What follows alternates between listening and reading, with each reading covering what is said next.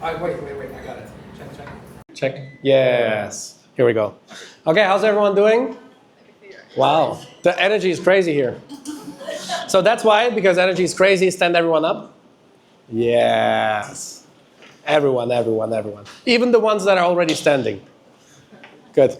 So I just want to get to know you a little bit better, and that's why I want you to stand up. One thing that I'm very excited is it's the first time I ever do a presentation with my shoes off, and everyone in the audience have their shoes off, and it actually smells good.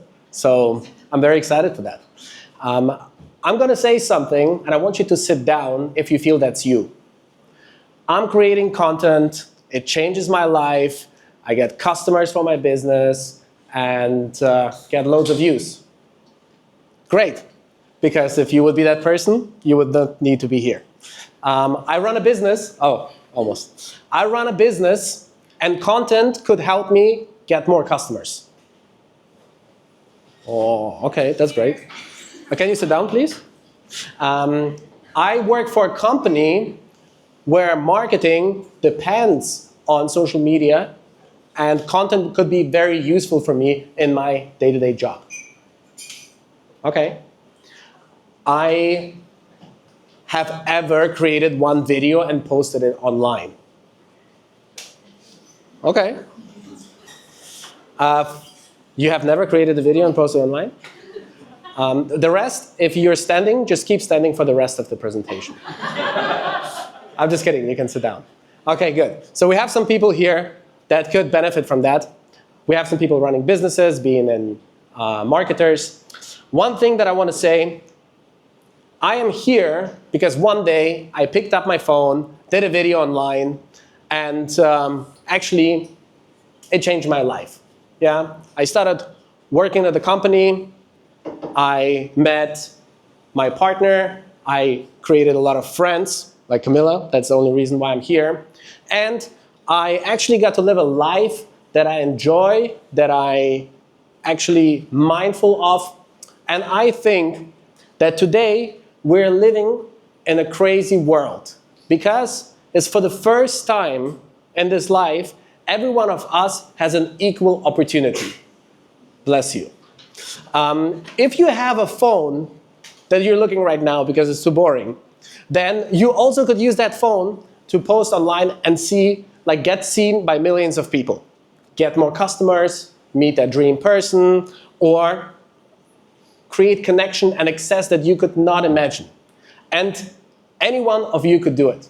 If you think about back in the days of your parents' generation, it was so hard to have any opportunity. People would work, hustle so hard, and they would maybe get a little chance of doing something. They would need to knock on thousands of doors to get one door to open. Right now, we live in a world where the door is open, we're just not walking through it, right? Right now, you could change your lives by creating social media content, but we're not walking through it. So why is that, right? Sometimes it's mindset, sometimes it's different things that hold us back, thoughts of what others will think about us, that not make us live the life we want. And I want today, in a journey that over many years, I want to show 9 lessons that I learned that I think you could benefit and change your life for the better. So I'm going to start with lesson number 1 that I learned about all the career. You have unlimited trials. You have unlimited opportunity. When I started content and I would, record something and put it out there, I would treat it a little bit like this. I would think, in 1 second, if I make this shot, I'm gonna win, I'm gonna fail. I had so much attachment to that. And that is something that held me back from doing content. Because I thought, oh my gosh, when I post it, what's gonna happen? But in reality, life looks more like this. You have unlimited opportunity. If it doesn't work, you can post it another time and another time. And every day you have opportunities to be seen by millions of people and share your story. If you're running a company, if you want to have a personal brand and connect to somebody, you could do that literally right now, tomorrow, every single day. So don't treat content as something, hey, I'm going to do it and put it up there, and what if it doesn't work? If it doesn't work, you do it again and again and again. It's like going to the gym. Forget about it, do the reps, and go back, right? That's how you should treat it. So that is my lesson number 1. Don't treat content like you are Kobe Bryant about to win the playoffs. Lesson number 2 that I learned is quality is subjective. Yeah, we all think about, oh, but it needs to be qualitative, it needs to be good. Quick question. What is quality for you? When I say quality, what is quality for you? Exactly, maybe fun, right? Entertainment, to laugh at a video. What is quality for you? You can scream it out. Something that looks professional. Cinematic. It has a good vibe, a great angle, right? Clean. What is quality for you, Fantine? Enjoyable. Maybe something that is you feel connected to. Yeah. So you see, and if I keep going like that, for everyone quality is different. Here's the thing. When you think, oh my gosh, I want my videos to look cinematic. Oh, what a coincidence. There's so many people in the room that have a different perception of quality. So you will never find something qualitative. And you need to get rid of that thing as like, hey, I want it to be like this. But in reality, nobody actually cares about this. Somebody cares about whether it's authentic, whether it's entertaining, whether it's emotional. So there is no good quality per se. Everything is subjective. It doesn't exist. So forget this idea. And, you know, I had an account with hundreds of thousands of followers, and somehow my views started falling. Nobody like really wanted to watch it. I had like thousands of views, although I have hundreds of thousands of followers. And I was like, what is happening? I'm doing qualitative videos, but they are not getting views. It's because my perception of quality is very different from what quality means to the people. So I started a completely new account, called it its travel mark, and I said to myself, you know what? I want to find out what quality means to others. I'm just going to dump anything that I believe is not qualitative and see how it performs. So I did those cinematic videos, 250 views, that I believe is good quality. Nobody cared. Then I did a video with shirt off. Still nobody cared. And then I started doing videos where I just talk, where I just like take a camera, talk for 30 seconds, and sharing a thought. And suddenly, 50,000 views, 40,000 views. So when you say you don't have time to create content, you're probably thinking you need to make videos that are the perfect framing and all that stuff. But at the end, I noticed the more effort I put in, the less output I actually get. So when you believe that you need to have some perfect thing, it's not true. I've been there, and I want you to understand that get rid of it needs to be perfect, needs to be qualitative before I post. You can literally, anybody can do it. Then, failure is a good thing. Everyone says that, fail fast, all that stuff. Well, but it's only good if you understand why something fails. If you don't understand why it fails, then you will never get better. So I want to show you how you should look at, you post content, you look at it, and then you're like, you know what, it didn't work, let me move on. Or you find out why it failed. And I show you a fail video. I mean, you will see. So here's an example of a video that I posted that got like, oh, can I play it? Oh yeah, just watch it.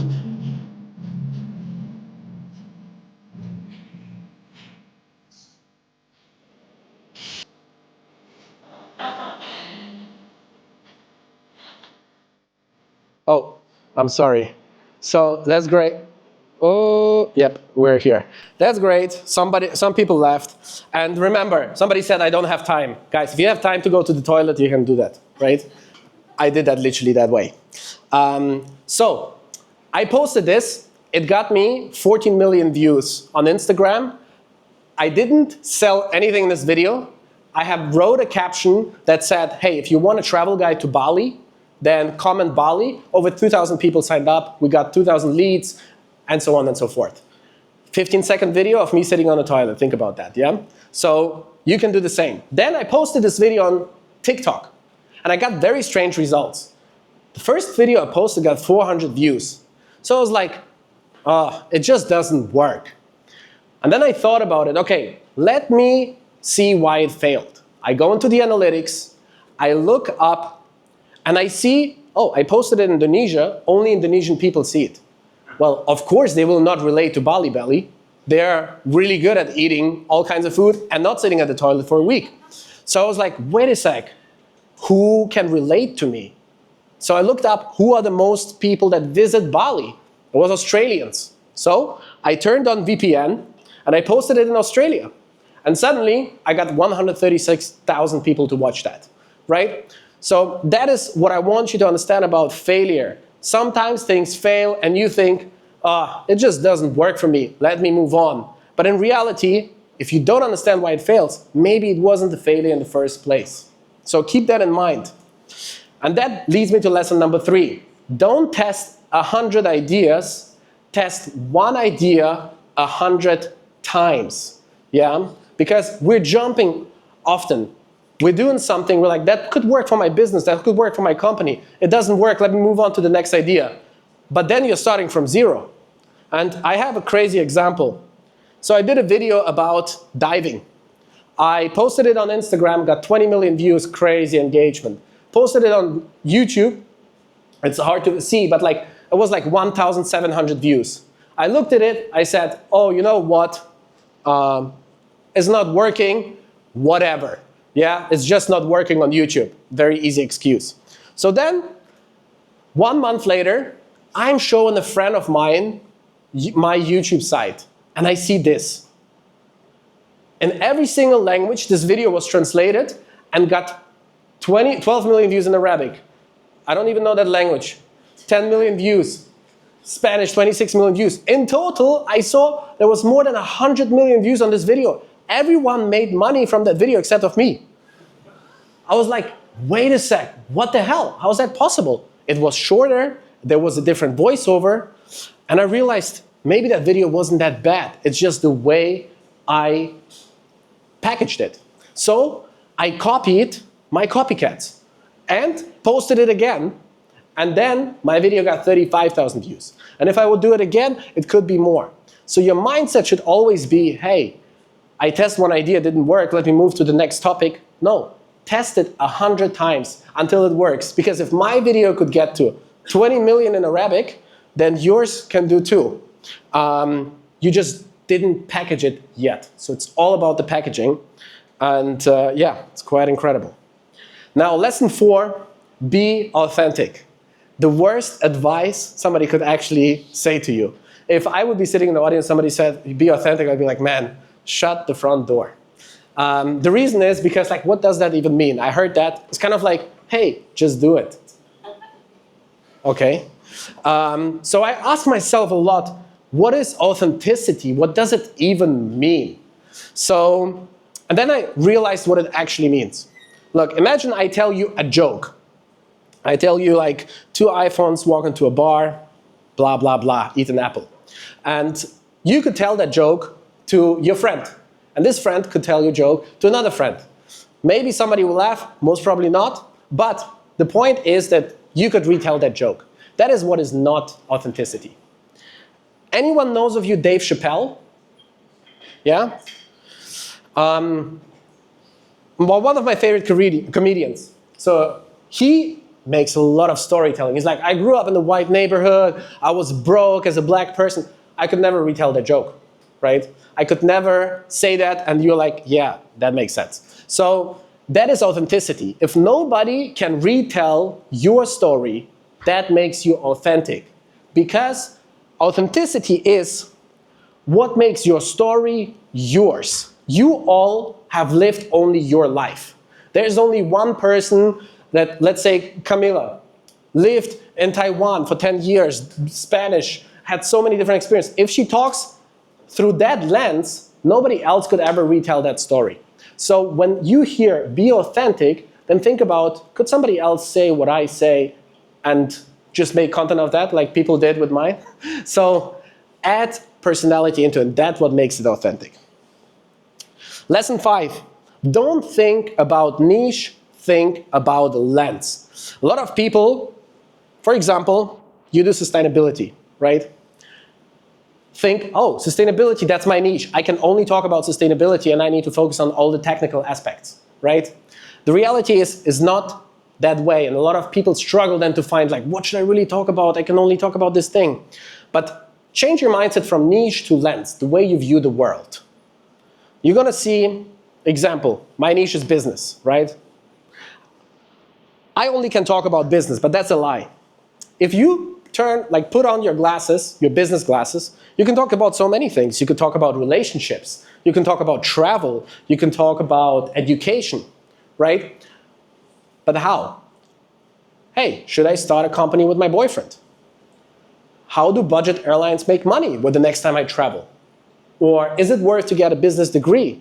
Like, these are topics that are related to business, but it's not only focused, I can talk only about investments, right? So when you think about creating content for your company, for your marketing, think about, this is my lens, and through that lens, I can talk about things that people are interested about, like relationships. So what is a sustainable relationship? Okay, so lesson 6. You don't need to be an expert. A lot of you think like, hey, there's so many people talking about the stuff that I want to do or that I'm doing. Why should I talk about this? There's so much better people, right? I could think the same. But then I realized that not being an expert makes it even better. You don't need to be here to talk about this. You can be the person that wants to find out. And that's why, don't be an expert. You just need to be curious. And actually, that mindset led me to work with some of the biggest brands in the world. Now I'll show you an example. Anyone heard about Bibigo? Yeah? Bibigo is the biggest food brand in South Korea, and they're exporting all over the place, right? And if you don't know Bibigo, maybe you know LeBron James, and their team is sponsored by Bibigo, right? So that's how big this company is. I actually got to work with them. And now you would ask yourself, well, how does that even make sense? Korean food? Guy that does travel? I did some videos for them, and they really liked it. And they said, we really want to work with you, Mark, but you're not Korean. How is that relatable? How can you talk about our brand? And I said to them, you know what? That's exactly why I should work with you. So I said, I'm not Korean. That's why I'm going to go there and ask the most basic things to question and learn about your culture. I can be the one that wants to find out. So I went out in Chinatown in London, and I asked people, why do Koreans use metal chopsticks? And they're the only Asians that do that, actually. Do you know why? Anyone? You see? That's exactly what I'm talking about. Most of the times we do things normally, and it's so inherited in us that we don't even question. But once you step back and you have somebody curious, you can actually tell that story. So I traveled to Korea, went into Bibigo, found out the real story why metal chopsticks are used in South Korea. And this video got over millions of views and became their best collaboration. So that is a great example of you not thinking, hey, I don't know what it is. Be the person that goes and finds out, because a lot of people might not know that. So whether it's business, whether it's marketing, whether it's your personal challenge, you can go on a journey and share the journey with people. Document rather than be an expert and preach, right? And that's also what I did with a diving shop. Same thing. We wanted to collaborate with them. They're like, you're not a certified diver. How are we going to collaborate with you? I said, that's exactly why you should collaborate with me. Because I went, I did the whole diving thing, and I asked them, guys, there's like this rule that you have. You should never hold your breath when you dive. Why? And everyone was like, yeah, this is so obvious. And then I found out when you hold your breath, your lungs explode when you go up, and you can die. So they showed it to me in a bottle. I opened the bottle, it popped up. I did a video about this, got 20 million views and the additional 100 million on the YouTube. And that was the reason why they had the biggest collaboration of all time. Why? Because I didn't know. So you don't need to know in order to actually do great stuff. So get rid of that mindset too. And if you don't know something, it's the best thing that could happen to you. Lesson 7, almost done. It's not about how many views you get. It's about who views you. And the reality is, in today's world that we're living, you really don't know who's watching. It could be an investor. It could be your next boss. It could be your love of your life. So one time I posted a video and I was like, I didn't get many views. I feel shit. I'm like, I'm not good. And then I got a message out of nowhere. Scotty Collins. I was like, who's that? Apparently, this guy is the producer of Gordon Ramsay that does Hell's Kitchen, that does a lot of other stuff. And he was like, hey, I love your stuff. I sent it to my son and it's incredible. I was like, what the hell? So I texted with him. I met for dinner. I met his wife. And he says, you should come to America and I have supercars for a show. You could use it. And I was like, that's crazy. And that's the video I didn't want to post because I had so low views. So you don't know who's watching. And you don't need millions of views, 100,000 views. You could post the content and be seen by the right person and it could change your life.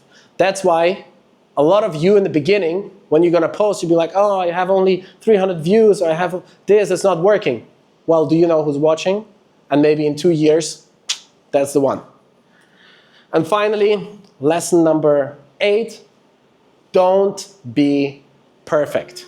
I know a lot of you think you need to be perfect and everything needs to be right.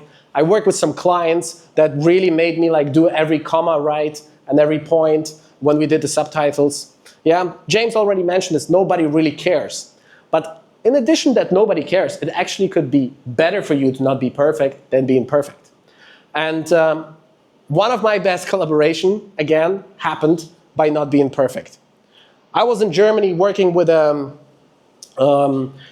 car sharing company.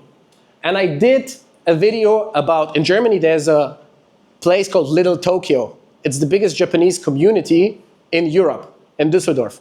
Crazy thing, who would think that? So even the streets are written in Japanese. I did a whole video about this.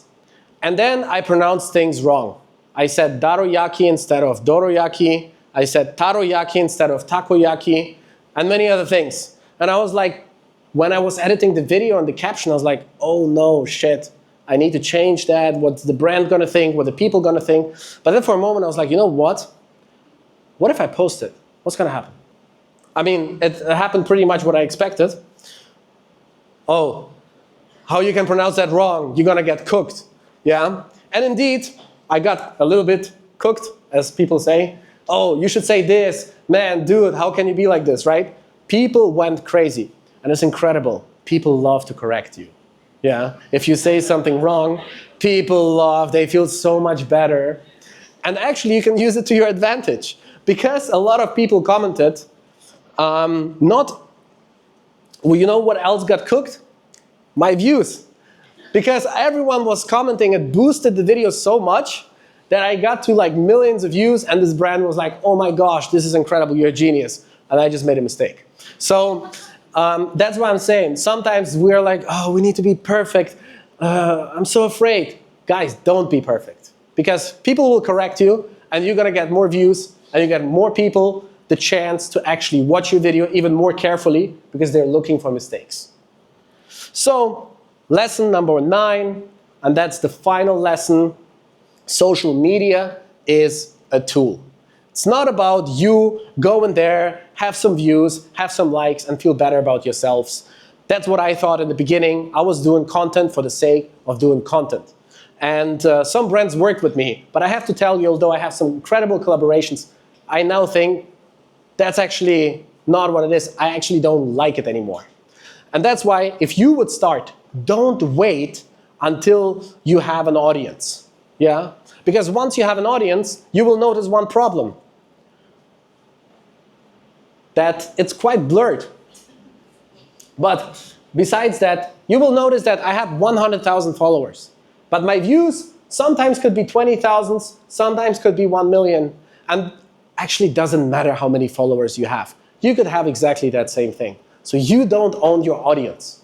So don't wait until you get there and then you notice, hey, shit, I need to do the whole work again.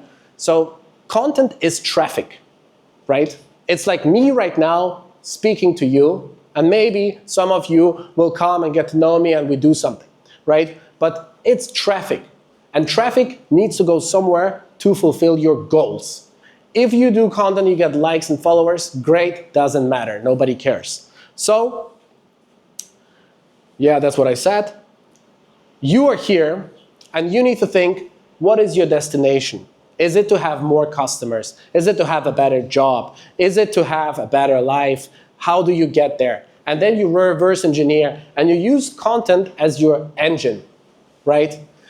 To create more opportunities. That's why James asked you, so who of you is content creator?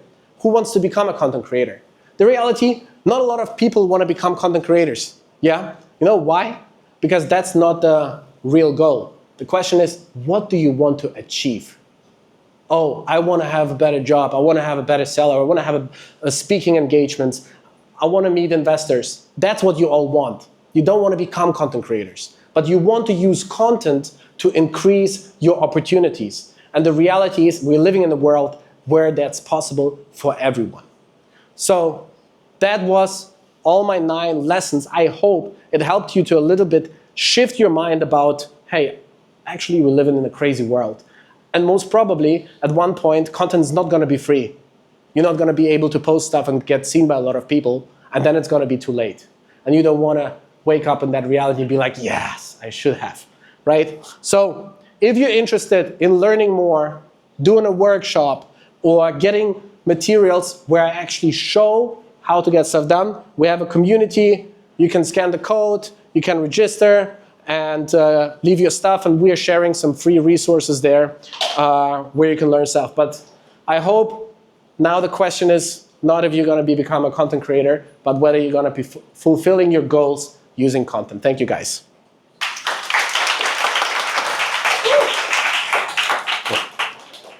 Thank you so much. Hi guys. So because we want to try to squeeze in as many questions as possible, we're first going to take a quick group photo, and then we're going to jump into panel discussion and Q&A.